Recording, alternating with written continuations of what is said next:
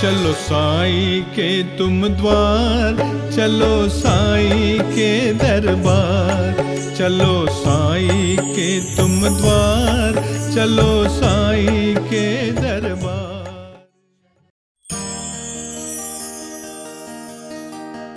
ओम साई राम। साक्षात ईश्वर का प्रतीक यानी साई, समस्याओं के संगम की तजवीज़ यानी साई, दुर्बलों के रगों की सकारात्मक स्फूर्ति यानी साई, और संगीत के रागों की सुखद मूर्ति यानी साई। कण कण के इसी रूप की अनुभूति शिरडी की पावन भूमि को स्पर्श करते ही मिलती है, क्योंकि बाबा कहीं नीम के पेड़ का आसरा है तो कहीं धूनी की सौहार्दपूर्ण माया है, कहीं भक्त की ललकार में है तो कहीं प्रसाद के लड्डू की आकार में है।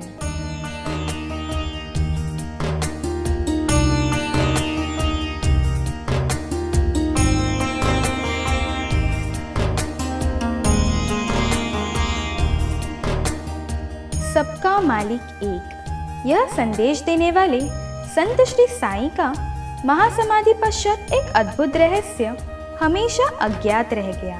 वह राज यानी सभी दुखों को एक ही दृष्टि से लुप्त कर देने वाली शिरडी समाधि मंदिर स्थित बाबा की संगमरमर मूर्ति।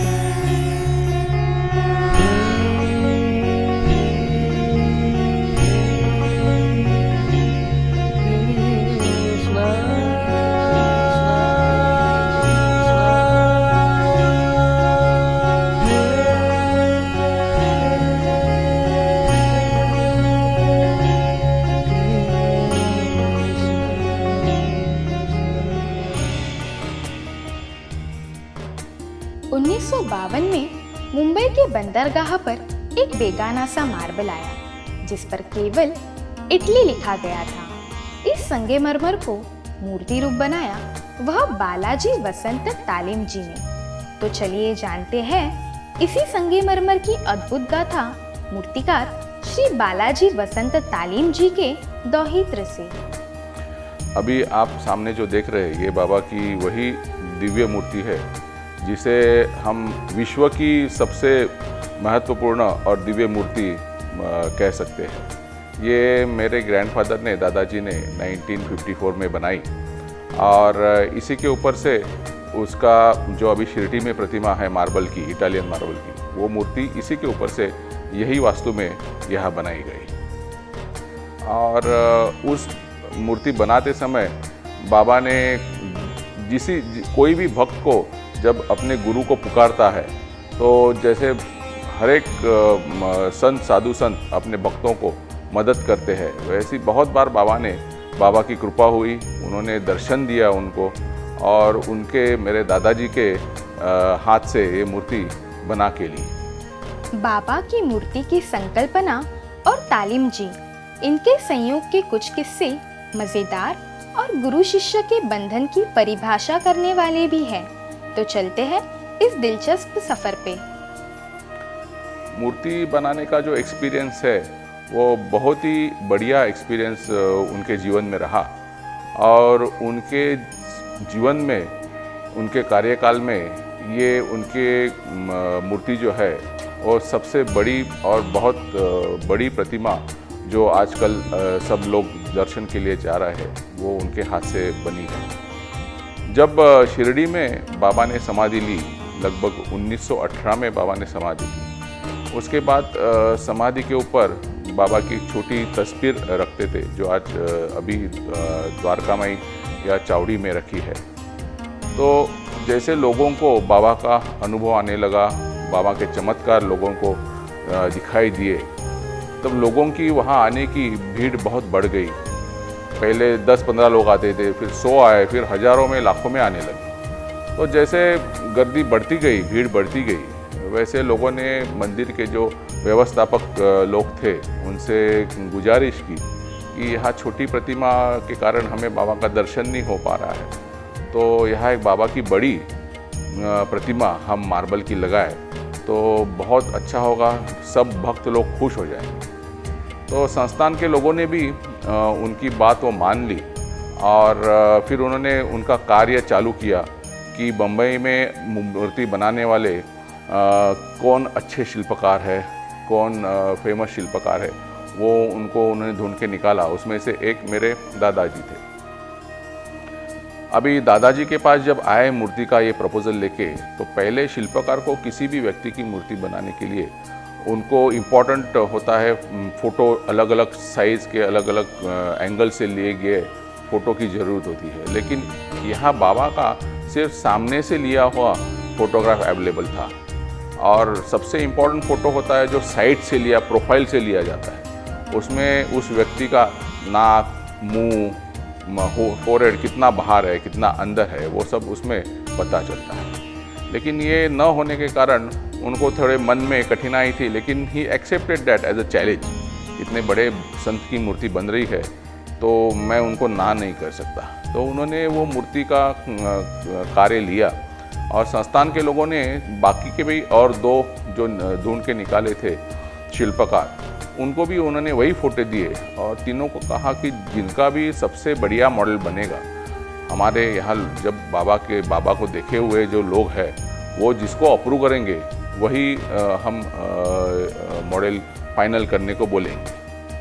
तो मेरे स्टूडियो में इसी जगह में बाबा की मूर्ति बनने का काम 1954 में चालू हुआ, और धीरे धीरे पहले मूर्ति मिट्टी में बनाते हैं हम। मिट्टी में होने के बाद फिर कस्टमर को, क्लाइंट को दिखाते हैं, फिर वो अप्रूव होने के बाद आगे मार्बल की मूर्ति का काम चालू होता है। किसी कलाकार को अपनी कला प्रदर्शित करने के लिए एक अदृश्य संदर्भ के आश्रय की जरूरत होती है। यह आश्रय तालीम जी को किस प्रकार प्राप्त हुआ, चलिए देखते हैं। वैसे बाबा की मूर्ति का जो पोज है, वो बाबा का जो फोटो अवेलेबल है ओरिजिनल, उसी के ऊपर से लिया गया, वो पत्थर पे बैठे हुए। तो लगभग मूर्ति का काम 2-3 महीने हो गए थे। मेरे दादाजी बहुत जी जान से वो काम कर रहे थे, और हर रोज़ जितना भी उनको नॉलेज था, उस प्रकार से बाबा की मूर्ति सबसे अच्छी कैसी बने, उसी के पीछे वो लगे थे। लेकिन एक शिल्पकार और एक कलाकार होने के नाते उनके मन में कई डाउट्स थे कि ये मूर्ति जो है मैं बना रहा हूँ, इस व्यक्ति का करेक्ट रियल स्वरूप क्या था, उनका वास्तव में क्या, उनका कैसे लाइकनेस था, कैसे दिखते थे, मगर उसके लिए उनके पास कोई रेफरेंस नहीं थे। एक ही फ़ोटो था, लेकिन उससे उतनी जानकारी नहीं मिल रही थी। तो इसलिए वही मन में उनके दुविधा थी, वही एक प्रॉब्लम था उनके मन में, कि कठिनाई थी कि बाबा का करेक्ट लाइकनेस मूर्ति में कैसे लाए। अभी भी उनको जो चाहिए था वो भाव वो मूर्ति में नहीं आ रहे थे, बाबा का जो स्वरूप है वो नहीं दिख रहा।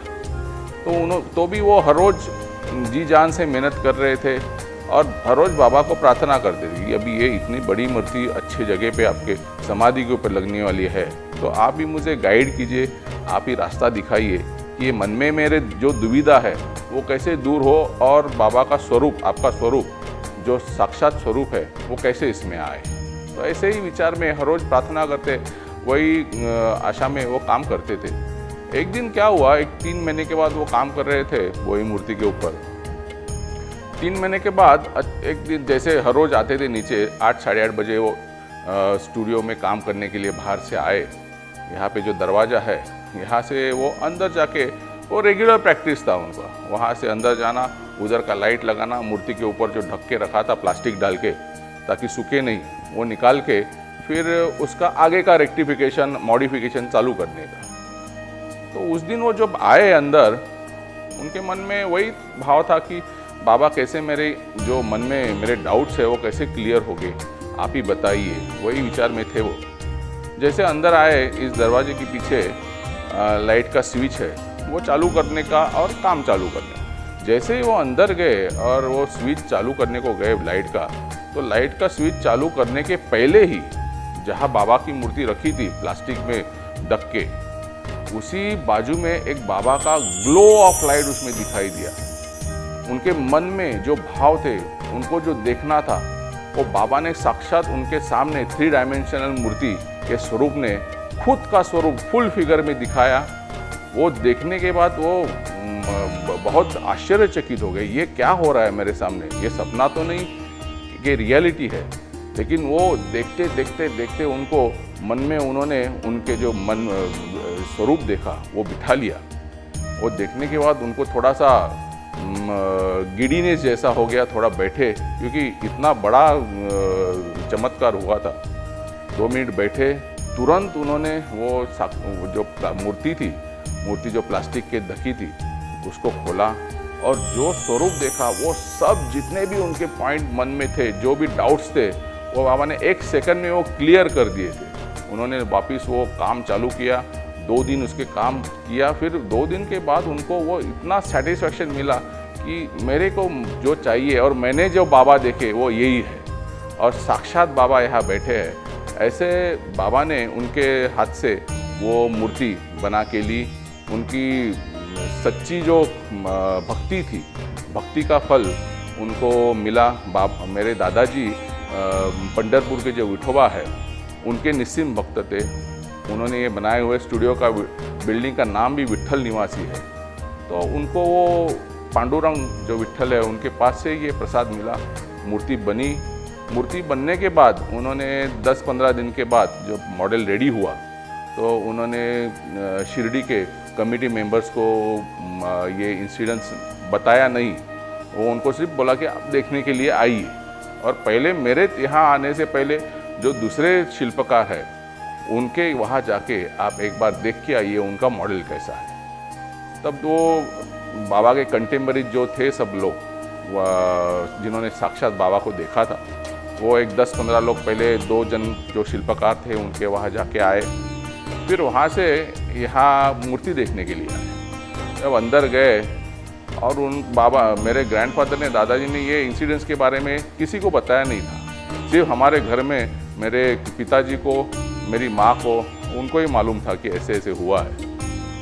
तो वो जब देखने को गए, अंदर प्लास्टिक निकाला उन्होंने और खोल के बाबा का मूर्ति उन्होंने देखा, सबके आंखों में आंसू आ गए कि हमने जो इतने साल बाबा को दिखा है, उनका जो स्वरूप है, उनका चेहरे के ऊपर जो भाव थे, जो करुणा है, वो सब यहाँ इसमें है। और अभी हमें कहाँ नहीं जाना, यही हमारा फाइनल मॉडल है, यही हमारे फाइनल बाबा है। और यही से फिर वो शुरुआत हुई आगे के काम की। अब प्रश्न यह उत्पन्न होता है कि शिरडी साई बाबा संस्थान और शिरडी वासियों के अनुमोदन के बाद का सफर कैसा रहा होगा, क्योंकि इस सफर में बाबा की लीला का दर्शन ना हो ये तो संभव नहीं है। ऐसे क्ले मॉडल बनने के बाद बहुत और 2 चमत्कार हुए, उसके बारे में अभी मैं बताना चाहूँगा। जैसे ये मूर्ति अप्रूव हुई, सब लोगों ने आके देखा, अप्रूव हुई। फिर बाद में ये मूर्ति मार्बल में बनाने की प्रोसेस चालू करने के लिए संस्थान के लोगों ने उनको कह दिया कि आप आगे का मूर्ति अभी मार्बल में बनाइए, ताकि हम वहाँ समाधि पे लगाने के बाद उसे अभिषेक वगैरह सब कर सकेंगे।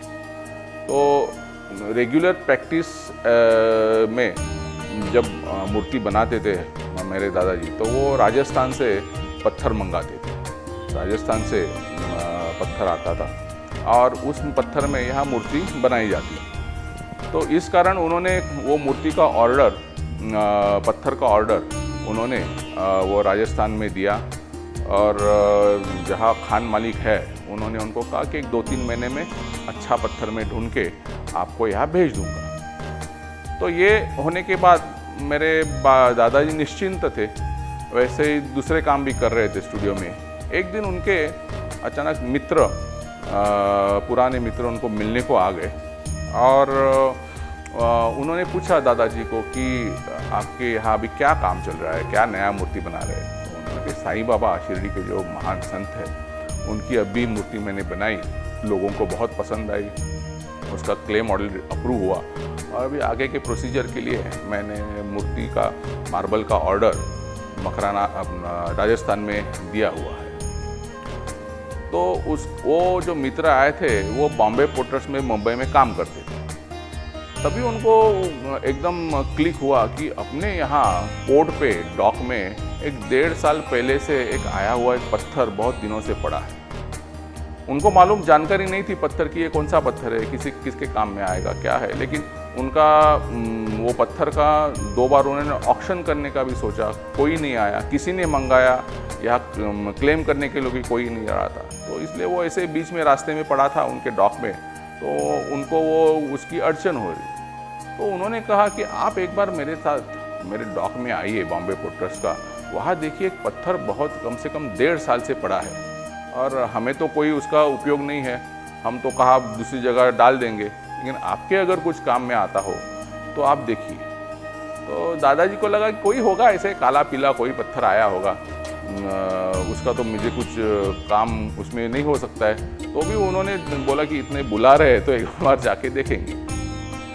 तो एक 3-4 दिन के बाद उनके साथ वो लेने के लिए आए उनको, तो उन्होंने बोला कि थोड़ा हथौड़ी और चीनी भी लेना, ताकि उसके ऊपर धूल बैठी है, पूरा काला हुआ है, तो थोड़ा सा काम करके फोड़ के देखेंगे तो अंदर कैसा है आपको मालूम पड़ेगा। तो वो हथौड़ी और चीनी लेके गए और वहाँ जाने के बाद देखा तो बहुत बड़ा पत्थर पड़ा था। उन्होंने पहले उसको नापा, अपने साइज़ का, अपने काम का उसमें कुछ हो सकता है, मूर्ति बनेगी या नहीं, तो एग्जैक्ट साइज़ का वो पत्थर था। और उन्होंने जब ऊपर की धूल जो बैठी थी, मट्टी बैठी थी, कालक बैठी थी, वो जब निकालने की कोशिश की और उसमें से उन्होंने जब अंदर का अच्छा फ्रेश पत्थर जो था उन्होंने खोलने को शुरुआत की, तो वो भी खुद अचंभित हो गए कि ये pure white first quality Italian marble block same size का जो मूर्ति बन रही है बाबा की, यहाँ आया कैसे, किसने मंगाया, कौन लेने के लिए तो आ नहीं रहा है, तो इसके पीछे किसका हाथ है, तो बाबा का ही हाथ होगा। उन्होंने अपने काम के लिए जो विश्व का सबसे बेहतरीन से बेहतरीन मार्बल जिसको बोलते हैं इटालियन मार्बल, जो करारा से आता है, रोम से 300 किलोमीटर पे करारा करके एक सिटी है, वहाँ पे ये मार्बल की खदानें हैं और वहाँ से जो ब्लॉक निकलता है। ने पुराने ज़माने में जितने भी बड़े बड़े शिल्पकार हुए, जैसे माइकल एंजेलो है, उन्होंने भी सारी मूर्तियाँ यही पत्थर में बनाई। तो this is suppose to be the best, लेकिन वो टाइम में किसी को जानकारी यहाँ न होने के कारण लोग यहाँ ला नहीं पाते, लेकिन बाबा ने ये अपने लिए विश्व का सबसे बेहतरीन मार्बल वहाँ से ढूंढ के खुद ही मंगाया, फिर अपने भक्त को उन्होंने दे दिया और उसी में वो मूर्ति बनी और वो आज दिव्य मूर्ति शिरडी में आप समाधि के ऊपर देख रहे हैं। ऐसा माना जाता है कि किसी भी मूर्ति को ईश्वरी रूप तभी प्राप्त होता है जब उसकी प्राण प्रतिष्ठा की जाती है। बाबा ने इसमें भी अपनी महिमा की कमी नहीं छोड़ी। हाँ, जिस प्रकार से बाबा की मूर्ति बनाते समय मेरे दादाजी के साथ 2 चमत्कार हुए जो भी मैंने बताया, इसी तरह और एक तीसरा चमत्कार यही मूर्ति बनाते समय हुआ और वो बताना बहुत इम्पोर्टेंट है, ऐसा मैं समझता हूँ। जैसे मूर्ति का पत्थर बॉम्बे पोर्ट ट्रस्ट से संस्थान ने खरीद के फिर मेरे दादाजी को दिया और मूर्ति शुरुआत करने के लिए उन्होंने बताया, तो उन्होंने लगभग 2-3 महीने उसके ऊपर काम किया। लगभग 50% यहाँ का पूरा ऐसे काम हो चुका था मूर्ति का, और धीरे धीरे अभी नीचे का वो साइड में जाके उनको काम चालू करने का था। तो वैसे वहाँ काम चालू हुआ, एक 10-15 दिन के बाद उनको ऐसे पता चला कि वहाँ से ये इस पार्ट में से कुछ अलग सा अजीब सा आवाज़ आ रहा है, जैसे कोई कांच का बर्तन जब टूटता है और उसका जो पोकल आवाज़ आता है, और जो इंटैक्ट बर्तन रहता है या कोई ग्लास रहती है उसमें जैसे क्लैरिटी और ठोस आवाज़ आता है, वैसे ही इस पत्थर में उनको लगा कि अंदर कोई क्रैक है या कोई एयर पॉकेट है, इसकी वजह से वो दबा हुआ आवाज़ आ रहा है। बाकी मूर्ति में बाकी सब जगह पे वो क्लैरिटी थी आवाज़ में, सिर्फ वो पार्ट में वो साउंड का थोड़ा प्रॉब्लम था, लेकिन उसमें कोई उपाय नहीं था। उसमें हल्की सी अंदर कुछ क्रैक होने की संभावना थी, एयर पॉकेट हो सकता था। अभी वो अंदर कहाँ जाएगा, जो अपने को मार्बल ब्लॉक चाहिए वो उसमें बचेगा या वहाँ से पैर टूट जाएगा, उंगली टूटेगी, वो कुछ उनके ध्यान में नहीं आ रहा था, वो उसका अंदाज नहीं लगा पा रहे थे। लेकिन उसमें उनके पास कोई उपाय नहीं था, काम तो करना ही था। तो उन्होंने ही बाबा को वापस प्रार्थना की, बाबा को उन्होंने बताया कि ऐसे ऐसे अभी कर रहा हूँ मैं, अभी कल गुरुवार है, कल करने वाला हूँ आगे का काम, तो आप ज़रा देखिए क्या करना है। तो उन्होंने सुबह काम चालू किया उसमें, और धीरे धीरे काम चालू करते समय अचानक सा ये जो पोजीशन, ये पैर है, इसके पैर के नीचे जो पार्ट था उसमें से उनको थोड़ी सी क्रैक दिखाई दी, और वो क्रैक दिखने के बाद क्रैक कभी भी सीधी ही अंदर जाती है। वो कभी आज तक किसी ने देखा नहीं कि मार्बल की क्रैक कभी मुड़ गई है ऐसे और दूसरे जगह से वो निकल रही है। तो उनको लगा कि अभी तो ये क्रैक जा रहा है, ये अंदर ही ऐसे जाएगा, ये इतना पैर उसका पार्ट निकल जाएगा। तो अभी उनके पास कुछ दूसरा मार्ग नहीं था, उन्होंने चालू किया, काम कर रहे थे काम। लेकिन क्या हुआ, बाबा की इतनी उनके ऊपर कृपा थी और उनका सहकार्य था बाबा का, तो काम करते करते अचानक यहाँ का जो नीचे का अनवांटेड पोर्शन था, वो क्रैक जो अंदर जा रही थी ऐसी, वो टूट के गिरा और वो क्रैक यहाँ से मुड़ गई, नीचे कर्व हो गई। ये एक बहुत ही बड़ा चमत्कार बाबा ने दिखाया, क्योंकि मार्बल तो एक नेचुरल स्टोन है, कुदरत ने बनाया हुआ है, उसके जो कायदे कानून है वो उसके साथ ही चलता है। लेकिन यहाँ बाबा ने उनको, जो भक्त ने उनके प्रार्थना की थी उसका उन्होंने उत्तर दिया और उनको, दादाजी को वहाँ बचा लिया, और मूर्ति आज आप शिरडी में देख रहे हैं, वो दिव्य मूर्ति। इस तरह एक अनजान पत्थर की जगह तेज, प्रसन्नता, उत्साहपूर्वक और जीवित मूर्ति ने ले ली, जिसकी स्थापना शिरडी समाधि मंदिर में 7 अक्टूबर 1954 विजयादशमी के शुभ अवसर पर की गई। ऐसी ही साई की कुछ अज्ञात बातों को आपके सामने लाने का यह छोटा सा प्रयास आपको पसंद आया हो तो साई के द्वार इस चैनल को लाइक, शेयर और सब्सक्राइब जरूर करें। अगली कड़ी में हमारा यही प्रयास जारी रहेगा। ओम साई राम। दिया किस किस को है प्यार, चलो साई के तुम द्वार, चलो साई के दरबार, चलो साई के तुम द्वार, चलो साई के दरबार। अल्लाह मालिक।